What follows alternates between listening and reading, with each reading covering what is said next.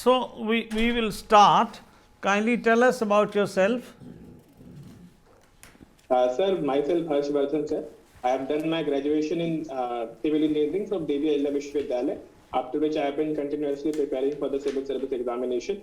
Recently, I have got selected in the Bihar State Civil Services and have been allocated into Bihar Panchayat Service. Currently, I am posted in Purnia, Bihar. Okay. Okay, very nice. So, you are otherwise from Rewa, Madhya Pradesh, isn't it? Sir, my father is posted there, sir, currently, sir. So I have been living there for a while. But, sir, I am born in Dhar district of Madhya Pradesh, and my parents are from Bihar. Your father is nominated to the IAS, is it? No, sir. My father is in the state civil service. He is currently in the state administrative service and currently working as a joint collector in the government of Madhya Pradesh. Okay. Now, but Rewa, have you stayed in Rewa also? Yes, sir. I have stayed in Riva, sir. Achha. Can you tell us whatever you know about Rewa? Yes, sir. Sir, Riva is a historically and culturally, it is a very rich area. It has come to the prominence during the rule of the Baghelas. And, sir, culturally, it is known for many of the folk songs and folk dances like Rai, Dadar, Ahrai. In the social aspect, sir, though the district is a little bit laggard with respect to sex ratio But at around. is there a big solar park there in Rewa? Yes, sir. There is a solar park, sir. It is a 750 megawatt park in the good tehsil of Riva. Achha, tell me, Prayagraj also you have studied. Can you tell me why Samudra Manthan was done? Sir, I have not studied in Prayagraj, sir. I have given my mains examination. from Whatever, yes, okay. there. But tell me about this shootout in Prayagraj, incident, and now yesterday also something happened in UP in connection with that shootout. Can you tell me the details of the incident of the shootout and what happened yesterday? Sir, I have just read the headlines, sir. I am only aware that the son of Atiq Ahmed, Asar Ahmed, was killed in a police encounter. It doesn't matter. Tell me, what is Vande Bharat? There is so much of noise about Vande Bharat. What is this? Sir, Vande Bharat is a flagship train that has been launched by the government of India, and it is running on many routes, sir, and it is equipped with many modern facilities and has speeds up to around 160 kilometers per hour. So, what is the so special about it? Give me special features. You generally said it has features, but what features? Are you aware of that? So I am not aware about the specifics. Okay, sir. what is the latest train which has been launched and when? From where to where? No idea? Sorry, sir, I'm not able to recall. It doesn't matter. Can you tell me which defense items India is exporting and to how many countries of the world have we exported already? Sir, currently, sir, our defense export stand at $1.5 billion, and we are exporting to many countries, including Philippines. We have had a BrahMos deal with them. And, sir, apart from that, sir, we are exporting to countries like Armenia. We are also exporting to Sri Lanka and Myanmar, sir. How many countries in all? Roughly. And which other items in addition to BrahMos? Sir, we have exported, sir, radars. We are exporting lightweight torpedoes to these countries, sir. Sir, I'm not exactly aware about the number of countries we are exporting to, sir. I've read about that in the export item list. Armenia is on top, followed by Sri Lanka and Myanmar. Achha, tell me, my last question is that supposing you are district collector after having been selected in the IAS and you go to the poorest of the poor village in your district and they have no facilities at all, they are very, very poor, they don't have a house. they don't have work, they don't have food, water, electricity, school, hospital, roads. You get me? They have nothing, nothing at all, no land. What are the first three things you will give to them and under which scheme? So can I think for a moment, Yes, sir, on sure, this? sure. Please go ahead. Think.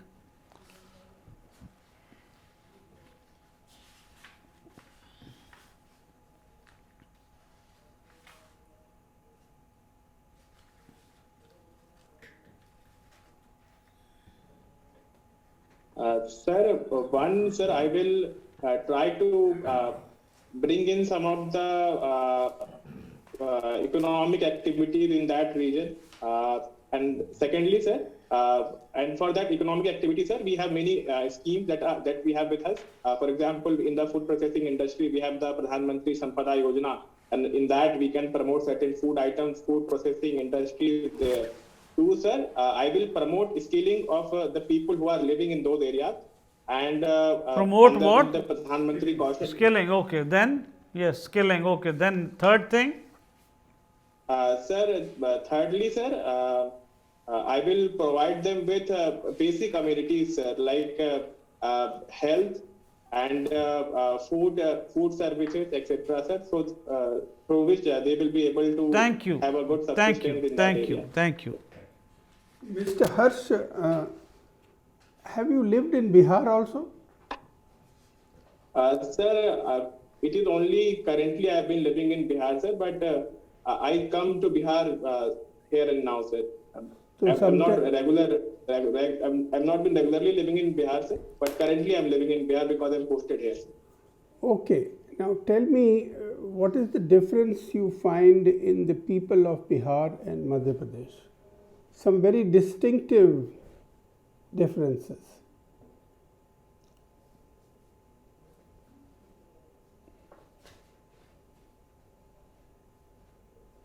So there are cultural differences, sir. For example, in the case of Malwa, so the language that they speak and the kind of clothing that they wear is different from people in Bihar, sir. The language also, sir. Largely they rely on Hindi, but here we see multiple dialects which is being spoken in Bihar, including Maithili, including Bhojpuri, etc. Apart from that, sir, with respect to economic activity, I'm there are talking about the people differences between the two people. You mentioned culture, okay, I'll give it to you. But we are not looking at economic differences. We are looking at people. As a people, what is the difference between the two? Sir, I only find cultural differences, sir. Largely, people are the same, sir. It is only that economic opportunities are different in both these locations, and because of which they have evolved differently in both of these locations. Are one set of people more enterprising than the other? Have you noticed that? I'm sorry, sir, I could not notice this, sir. What I feel is that because of the government support and government policy, enterprises come up in different regions, sir. Okay. Now, tell me, what is the latest in the Bhopal gas tragedy case? The latest developments. There was a court case. Sir, I'm not able to recall, sir. I've read about it, sir. I will go and have a deeper look into it. Okay. Now, tell me, with your civil engineering background, what went wrong in Joshimath from the civil engineering perspective? Sir, according to a report by former Garhwal Commissioner, the report has highlighted that because of the Tapovan project of the NTPC, there was a puncturing in the aquifers in the region, and because of which the entire Joshimath region collapsed because of the vacuum being present in that aquifer. That was a major reason, sir, and apart from that, because of the construction activities happening there and unregulated tourism, mining activities going on in the vicinity, these were the prominent reasons because of which the incident of Joshimath happened. Anything to do with the nature of the soil? Sir, I'm not exactly aware, sir. I will go and further look into this aspect, sir. So, Mr. Harsh, there was a Mishra Commission report some decades ago which had warned of such a tragedy taking place because of unplanned construction. Are you aware of the report? I'm sorry, sir. I'm not aware, sir. Okay. Now, who do you hold accountable for whatever happened in Joshimat? I'm particularly referring to civil engineers. Of course, there are other officials also who are responsible, but should the civil engineers also take some accountability? Yes, sir.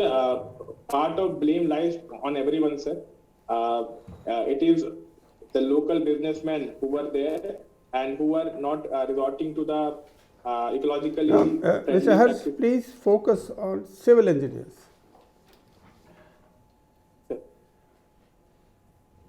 Sir, definitely, sir, because in that NTPC project which happened and which led to the puncturing of the aquifer, so civil engineers must have been involved in that project and they must have looked into it very carefully that in the upcoming times it might lead to certain disaster, which has actually happened in the case of Joshimat.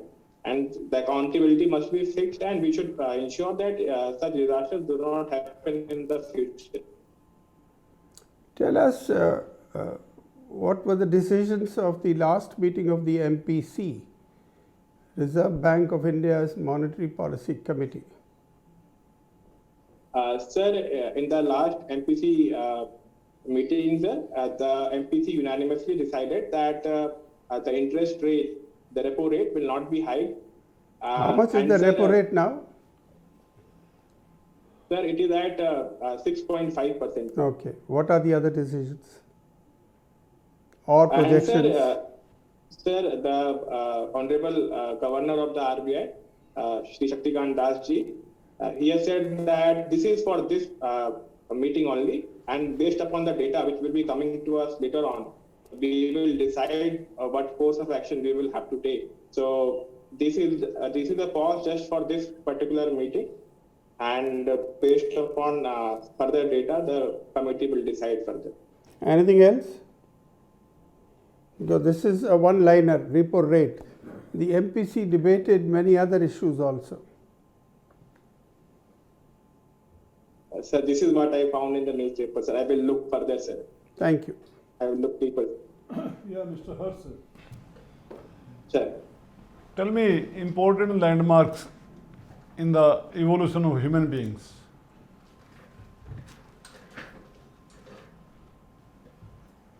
So can I think for a moment, sir? Sure.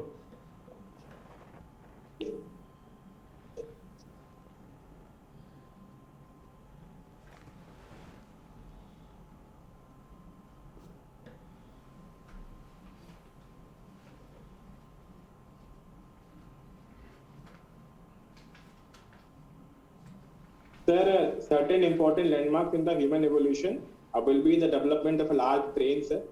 1. 2, sir, then the erect posture that the human beings came up with. And sir, because of which, sir, their hand became free and they had the capability to make tools, and because of which they were able to go for hunting and crafting activities, etc. And sir, later on, with ongoing times, agriculture came up, and which led to a lot of social organizations among the human beings. And after which, slowly and gradually, we kept on improving in the technology, and we have currently evolved to the Homo sapiens status. Okay, in civil engineering, which are the latest technology available for constructing a building? Sir, there are certain technologies, sir. One, sir, with the prefabricated design buildings and prefabricated design structures, which can particularly be used in the military working of the military, where they need temporary bridges, temporary housing, etc. That is one, sir. Two, sir, the concept of green building has came up, in which we are talking about generation of electricity through photovoltaic glazing, kinetic footfall, energy consumption reduction through translucent concrete, cooling bricks, and sustainable cities like the Masdar city. And also, with respect to technology, sir, we have come up with intelligent building solutions in which, based upon the occupancy and the climatic conditions outside, the temperature will be regulated, the lighting will be regulated to save on the fuel. So these are some of the technologies which have come up in the civil engineering. Okay. And what is, say something about this is Sambhavi Kriya Yoga. What is Sambhavi? Sambhavi Kriya. Sir, Kriya Yoga, sir, is an advanced form of Raj Yoga, sir. It is being taught by a guru to disciple, and it involves certain breathing patterns, chanting activities, physical activities. And sir, the intent is to withdraw the life forces from the five senses and direct it towards the raising of the human consciousness. And the term Shambhavi refers to the fact that because it is Shambhavi means the feminine aspects of consciousness. So the intent is to raise the feminine aspects of consciousness, which relates to loving, nurturing, kind, constructive activity. So this is about Shambhavi Kriya Yoga. And what is the philosophy of Yoga School of Philosophy? Yoga School of Philosophy, what is the philosophy of? Sir, the Yoga School of Philosophy, it is based upon the Raja Yoga, sir. It was founded by Maharshi Patanjali, and it talks about Yam, Niyam, Asan, Pranayam, Pratyahar, Dharan, Dhyan, Samadhi. These are the 8 cardinal principles on which this Yoga School of Philosophy is based. Okay. Now, do you come from the agriculture family? Whether your father or your grandfather had done some farming sometimes? Sir, my grandfather has been doing farming, sir, in his time, sir. Where, in Bihar? Yes, sir, in Bihar, sir. Okay. You might have heard of the term MSP, minimum support price. Yes, sir. Farmers are demanding legal right for MSP. What is your opinion on that?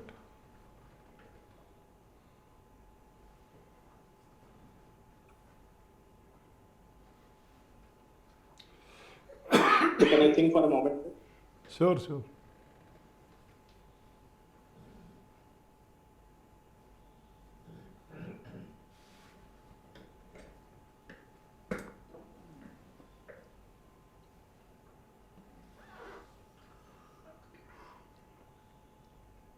Sir, in my limited understanding, sir, I feel that providing a legal status to the MSP is not the way forward, sir. We have to work upon the basic issues of agriculture through which we are able to enhance the farmer's income, ranging from the capital requirements to the land improvement, incorporation of technology, improving the logistics, and then helping the export of products, better value addition.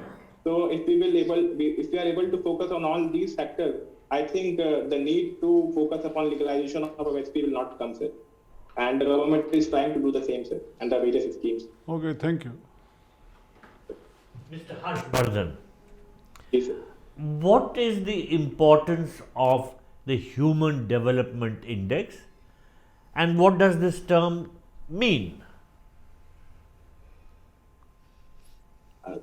Sir, the concept of Human Development Index came to counter the very mathematical centric view of growth, and it tried to incorporate the socio-economic factors into computing the overall human development, and it tries to capture on the per capita income so that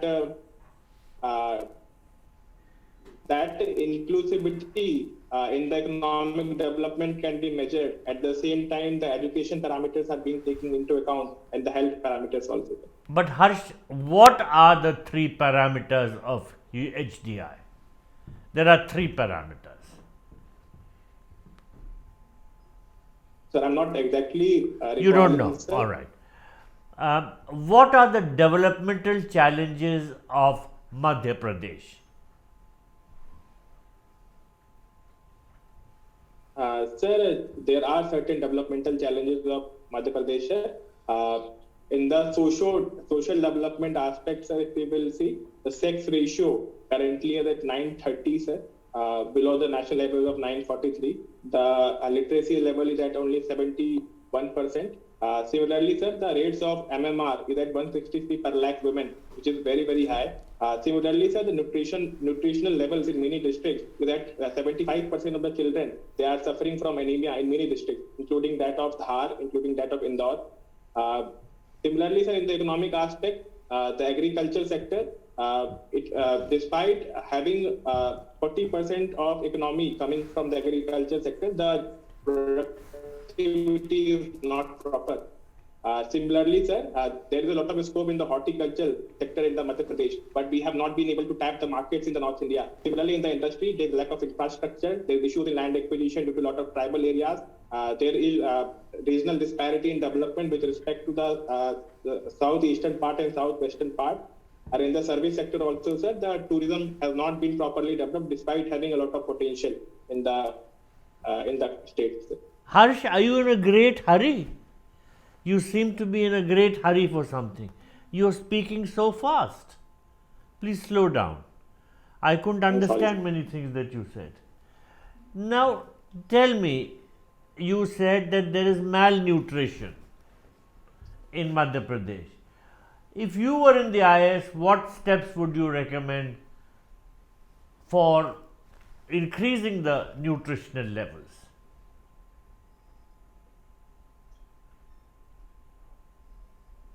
Sir, we will focus upon the education of the women, sir, because according to the NFHS data, if the women are educated, it leads to the all-round development of all the human indicators in the children and also in the women. Two, sir, we have programs like the Poshan Abhiyan, so we can follow that program rigorously.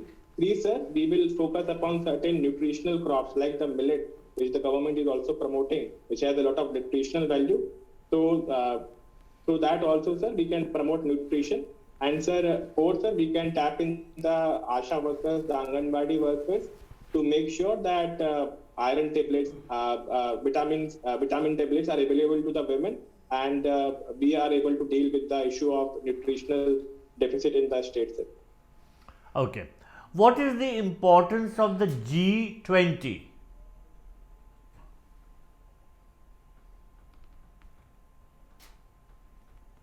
Sir, G20 is a group of nations, sir, which represent, I'm not exactly recalling the percentage of GDP, sir, but it represents significantly a large portion of the world's GDP and large section of world's population, sir. Because of the earlier G7, now it has to be expanded, sir, and the current G20 that we have and which India is currently chairing, it reflects the current power situation, the economic situation, and it can help the world in navigating through proper policy for economic development of the world and for India also. Okay. What is the full form of BIMSTEC and why is it important? Why is BIMSTEC important? You know what the full form of BIMSTEC is? Yes, sir. Sir, it is Bay of Bengal Initiative for Multi-Sectoral Collaboration. Collaboration? Multi-sectoral? What is TNC? Collaboration, yes. Collaboration, sir. I will Technical not and economic. Technical. Now, why is it important? What does India gain from it? Sir, there are many gains that India can have. One, sir, it will act as a boost to the Act East policy of India, in which it is trying to integrate itself with the Southeast Asian nations. Two, sir, for the Northeastern perspective, sir, because the Northeast is the landlocked region, so it can provide a lot of transport connectivity through projects like the Kaladan multimodal project, the trilateral highway project to Thailand, and which will help in the development of the northeastern region. Three, sir, because in the entire northeast area, there's a lot of insurgency that we are seeing. So it can help us in collaborating with the nations in countries like Myanmar and other states to make sure that we are able to deal with these insurgent groups. So these are some of the things that I find because of which BIMSTEC is very important for India. Okay, my last question. If you got a chance to visit one of India's neighboring countries, which one would you select and why?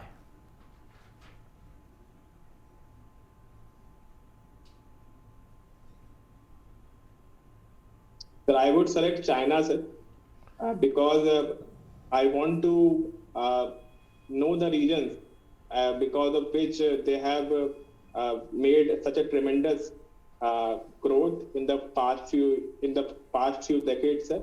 I want to know how they have done this, and I want to make sure that we can take those policies and steps in our own country so that we are also able to fast track the growth trajectory in the country in a democratic way, sir, definitely. All right, thank you. Mr. Harsh, you said there is insurgency in the northeast. Where it is? Where in the northeast it is there? Sir, it is in certain pockets, sir. For example, in the case of Nagaland, it is led by a group called NSTN Khaplang, which is a rebel group. And also, sir, in the case of Assam, sir, it is the United Liberation Front of Assam, which is a leading secessionist movement in Assam region. Sir, there are certain groups in Manipur and Meghalaya also, sir. I'm not exactly recalling the name, sir. No, you mentioned Nagaland. Nagaland is total peace because the dominant group is NSCN-IM and there is a ceasefire agreement of the government of India with them. I have been to Nagaland 2 months ago. It's totally peaceful. There is no insurgency in Nagaland at all. And Ulfa also, there is no activity at all. But coming to your panchayat now, where you are working right now, tell me this: how are panchayats working? Is there any benefit to the people? And especially when women have been given so much of reservation, are they really working or they are panchayat patis now? Sir, there are many advantages of panchayat, sir. So one is community participation. Two, sir, involvement of women and the vulnerable section in the decision-making process. Three, sir, giving down the function at the local level so that decentralized planning can happen. But, sir, definitely there are issues, sir, with respect to the funding aspect in these panchayats. For example, in the case of Bihar, only 11.7% of the revenue of the panchayats is from the own tax revenue compared to the 32%. But are women elected sarpanches? Are the women working themselves or their husbands are working? Sir, I found, sir, that many times I've heard from my seniors that the husbands of those women sarpanch, they came to the meeting, which is not a very good practice because it hinders women empowerment. So And why people like you, why don't you ask them to go away and send the women who are sarpanches? Sir, I have not been to any such meeting where I could find the opportunity to direct the Pradhan Pati, sir.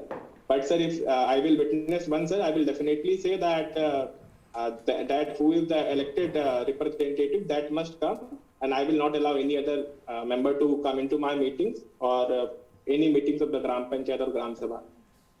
So thank you so much, Mr. Harsh Bardhan.